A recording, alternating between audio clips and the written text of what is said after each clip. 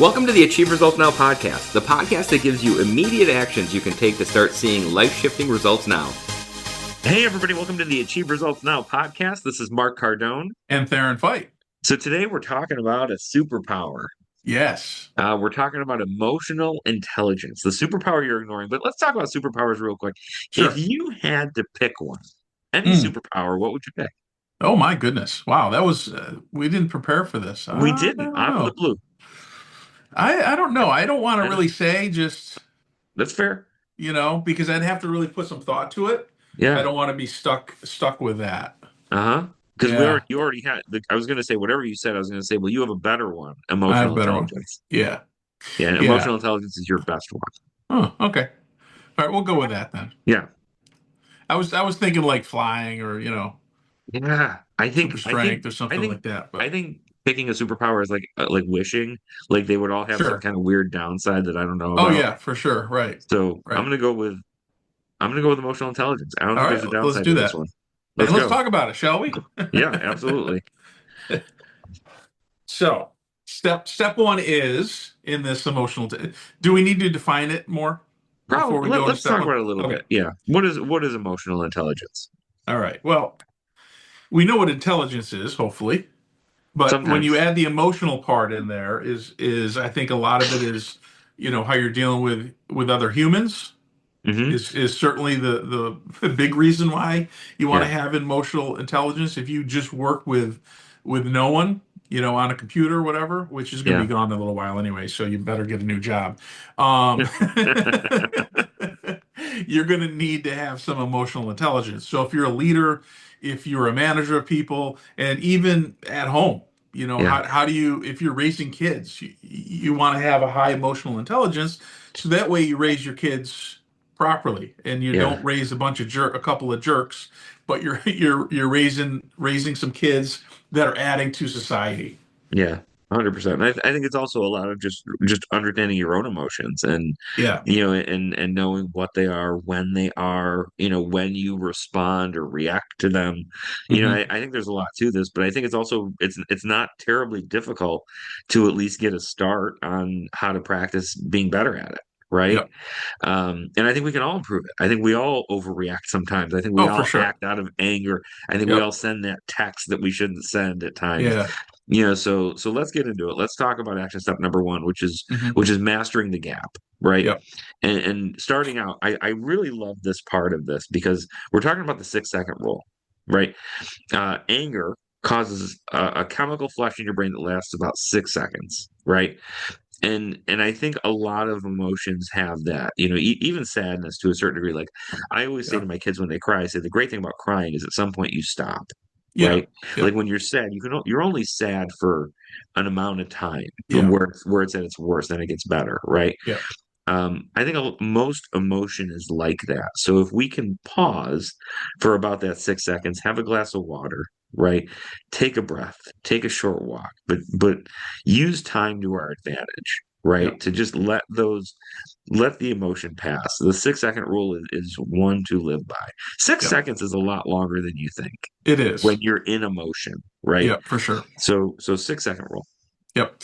The next part is the draft folder policy. And I really like this. And I remember adopting this whole concept early on in my career. And the one or two times that I did break the rule, and I realized that, you know what? That's a rule for a reason because it backfired on me. And Yeah, the whole idea behind that is before you send, let's say something happens, somebody sends you an email or a text or something that makes you upset, and especially in a professional setting, but I think certainly in a personal setting as well. But I'm speaking more of a professional setting, and you fire back emotionally with a text or that email, it's probably only going to make things worse, and it's going to go back and forth. yeah. This is social media in a nutshell. Oh, This is what drives all the social media, and it's you're arguing with strangers, and they're living rent free in your head, and they're upsetting your whole day, and you don't even know the person. In fact, it's probably not even a person; it's probably a bot. yeah, Because most of those are bots, especially now with AI. But even before, there were bots. Um, so this whole idea of waiting 24 hours, and it doesn't have to be exactly 24 hours. Oftentimes, if there's something happens in the evening, I sleep on it and I get up in the morning, and even though it was only maybe 12 hours, I'm thinking much better, and my reply or my response is going to be much better. So that's the draft folder policy. I really like that. I mean, Yeah. by the next day, I usually forgot what I was writing anyway. Yeah. Yeah. I'm on to the next thing. But, Yeah, for sure. so that's a great tip. And then, controlling the space. I will never forget Zig Ziglar. I don't Oh, remember which audio program it is, but the one where he's talking about his flight being delayed. oh Do you yeah, remember yeah, that yeah. one? Oh, that's a great one. Yep. And he talks about responding versus reacting, right? Reacting Hmm. being negative, responding being positive, and him saying, if my flight's delayed, there's something wrong with the weather, there's something wrong with the plane, or there's something wrong with the pilot. And if any one of those three things is true, I Right. don't want to be on that plane, right? Yeah. Yeah. And it's a silly example, but it's such a great example of It how is. we have the choice in what we do in that space between the stimulus and the response, Yeah. right? When you're stuck in traffic, odds are you're not going to fly over it, Right. so you Not can. yet, anyways. No, and I say that in Syracuse because we're all stuck in traffic 80% of the time, Right. um, and because we have a ton of construction going on, and you can use it as a good opportunity to catch up on your favorite Achieve Results Now podcast, Exactly. improve your life a little bit, listen to some music you enjoy, call your Right. spouse, tell her you love her, or you can use it to be frustrated, shake your fist and tailgate and do all the Yeah. stuff that just doesn't do anything. So Right. controlling that space in between, the thing that happens that you probably can't control and Hmm. how you respond to it. Such a great Right. tip. Yeah, it totally is. Right. So action step number two, moving into this is name it to tame it. And I love this. I love this because this is a skill. It's a habit that can be developed. And it takes power away from that emotion or that other person that's making you feel that emotion. And it gives you the power, it gives you the control. And what that is ditching bucket words, meaning stop using terms like I feel stressed, I'm upset. And that's harder to say, or do than to say. But the whole idea is to dig a little deeper, dig deeper and identify the root feeling. Are you feeling disrespected? Are you feeling overwhelmed? Are you feeling insecure? That's why you're feeling, instead of that surface, I'm just upset with you. Is it because you're having a bad day? And that's why you're upset with a person. How often have we gone through life and when we're in a great mood, somebody says something to us, somebody cuts us off in traffic, we're like, no big deal, Yeah. right? And then, but if we're already anxious or we're already something that's bothering us, and then somebody does something or says something, we fly off the handle, Yeah. and that's something that I know. I think we all experience that. The goal, I think, is to experience it less and less. Shrink that down as much as we can. 100%. And I think, I mean, the second part of this is really about engaging your logic center, right? And studies Yeah, show, that once you have identified the emotion that you're having, right, your brain immediately stops putting so much brain activity into that emotion.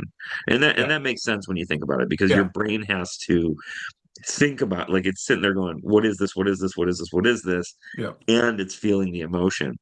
If something's flying at your car and you're not sure if it's a leaf or a rock, you're going to be very stressed, right? Yeah, Until you find out which one of those it is. At the end, you're going to feel better either way, right? You may be a little more irritated if it was a rock than a leaf, but that portion of your brain that's in that fight or flight state for that little portion right. alleviates, right? So there's a lot of value in what you said, really being Hmm. quickly able and getting Yeah, better at quickly being able to identify and name the emotion you're having, just so you can kind of start to move beyond it. yeah. Now this next point in this step of name it to tame it, this I think can be difficult. This is separating yourself from your feelings.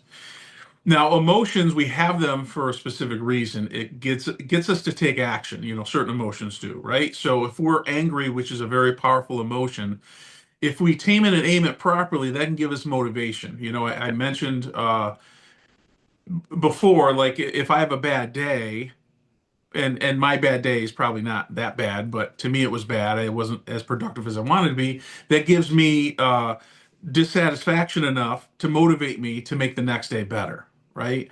And so that's taking my emotion of I'm not feeling good about it, and it spurs me to take action in a positive direction versus saying, "Oh, I had a bad day," or "I'm having a bad morning, so the rest of my day is going to be bad."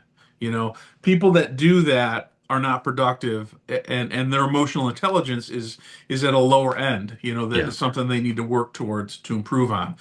But the goal is to separate yourself from the feeling. So instead of saying I am angry, you say I am feeling or I'm experiencing anger. Now, is it semantics? Of course it is. But you know what? Semantics are a thing because they are a thing, right? Yeah. They do make a difference. You know, how you word something to somebody is important. You know, how you say it and all that is important. And the same thing with when you're talking to yourself, you're internalizing things. And we talked about if I'm a procrastinator, is it probably something that you want to keep telling yourself that I'm a procrastinator? Yeah. I'm feeling like I'm feeling like I don't feel like doing anything. You know, that's a little bit better, and you're moving in the right direction. So really separating the self from the feeling is going to take some practice, and you're going to fail. But the goal is to improve each and every day. Yeah, it's funny. So my kids grew up just talking about this one for another second.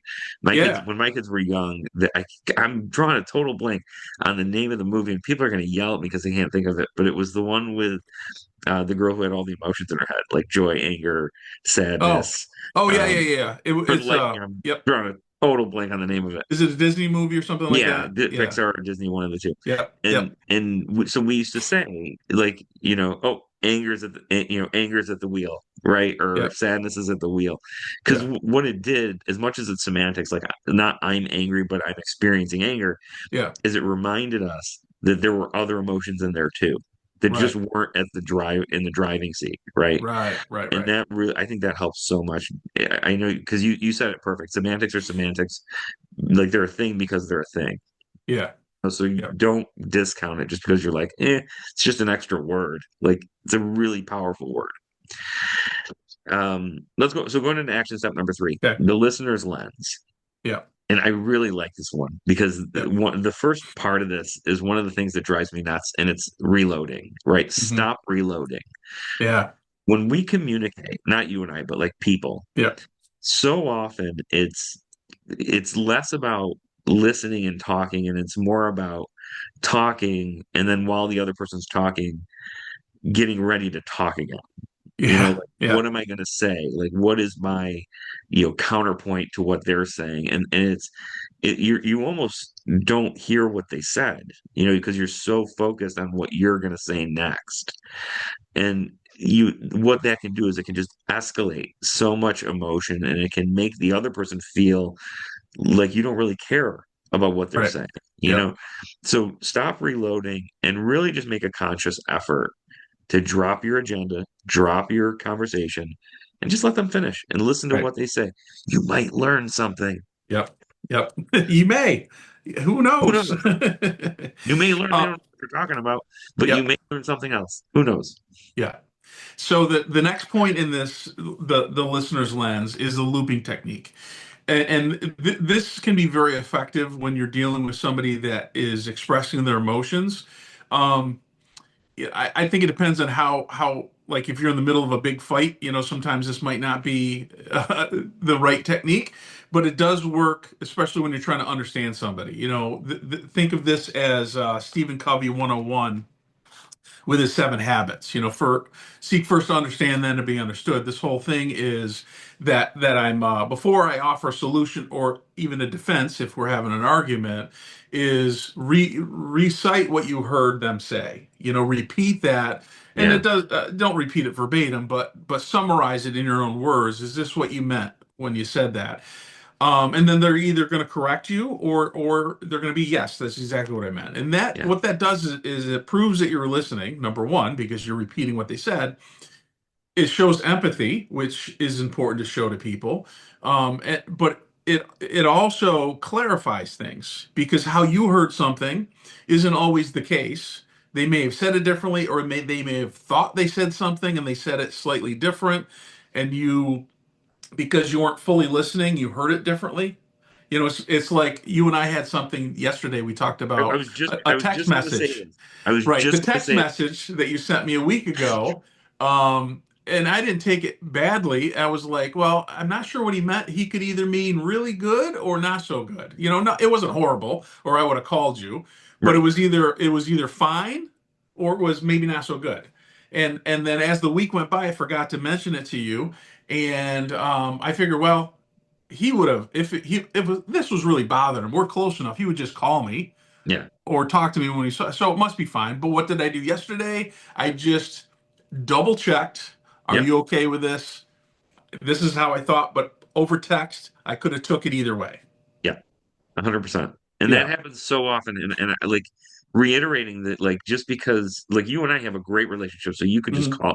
Like, if you were really worried, you would have just picked up the phone and said, "Hey, let's talk about this real quick." Yeah. Yeah. Yeah. But we don't have that relationship with everybody, Right. So for the people that you don't have that kind of relationship with, like, it's great to be able to clarify that with them and just make sure you understand right.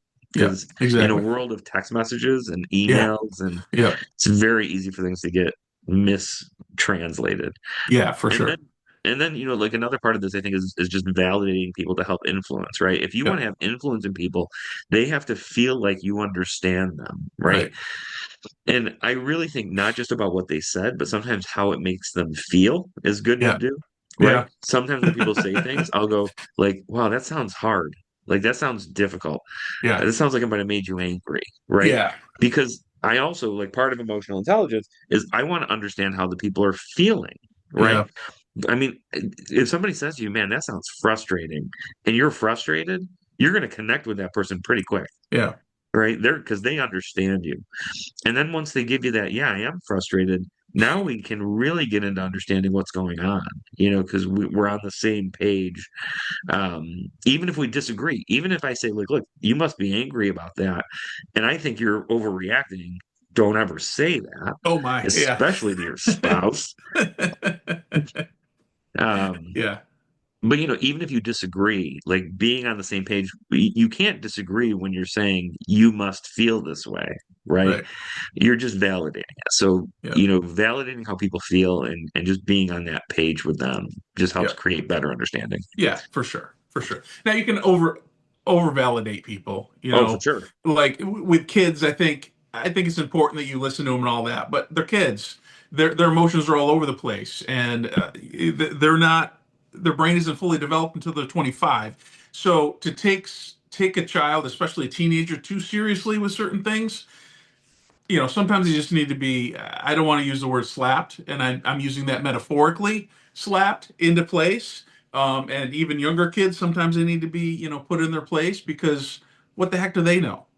You know, That and sounds so, difficult. Have you tried taping it and moving on with your life? but tough love is okay It's okay to do. sometimes. So Yep. there's definitely a balance. What we're really talking about is um, other adults, validating how they feel because they have a life experience. They've dealt with this before, especially if somebody in your life that's important to you. If you were upset with me, I want to understand why you're upset with me. What did I do that made you upset? Is it a misunderstanding? Is it something because you're important to me? And so by doing this and validating your feelings, that increases and improves our relationship because that means I respect you. I respect you enough to say, yeah, I get why you would be upset, but this is what I meant. And I think if you want, which we both have a lot of long-term relationships, us being, one of them that we've been for Yeah. decades friends. That's what you have to do to keep that. The people that only have short-term friends and they don't have anything long-term, I think you need to look in the mirror. Yeah. I don't think Well, it's I the think other people. I think it's you. they avoid difficult conversations, and they Yeah. avoid Hmm. clarifying, and they avoid Hmm. connecting, and Yeah. because it's painful sometimes. Like emotional Yeah. intelligence is not easy, right? No, It's it's not not. something that comes naturally. Sometimes there's conflict in it. Yeah. Sometimes, believe it or not, someone's going to be right when they're angry at you. Yes. Can you imagine? I know. Like, Right? like, like once in a while, someone's going to go, "Yeah, I am pissed off at you," and you're going to go, and you're going to say, "Well, I didn't mean it that way." but it doesn't mean you didn't do the thing, right? Right. So I Exactly. think like it's not easy. It does take work, but that's why we do this podcast because Right. it's easy to exactly what we said in the beginning, get a baseline to start practicing. So let's go through our Right. action steps again. All right. Number one is about mastering the gap. That 6 second rule. Anger only flushes around in your brain for 6 seconds. Get a glass of water, go for a walk, let it go. The draft folder policy. Write Hmm. those texts and emails. Write them angry. Put them in your drawer. Don't mail until the next day. You'll probably change your mind and edit what they Right. say. Right. And then really focus on controlling the space between the things you can't control and how you respond to those. Again, if the flight's delayed, there's something wrong with the pilot, the weather, or the plane, you don't want to be on it anyway. You might as well That's enjoy right. yourself. Good. Action step number two is name it to tame it. So this is talking about ditching bucket words, trying to get away from being too vague with words, but really identify what's happening underneath. Also, it's engaging your logic center.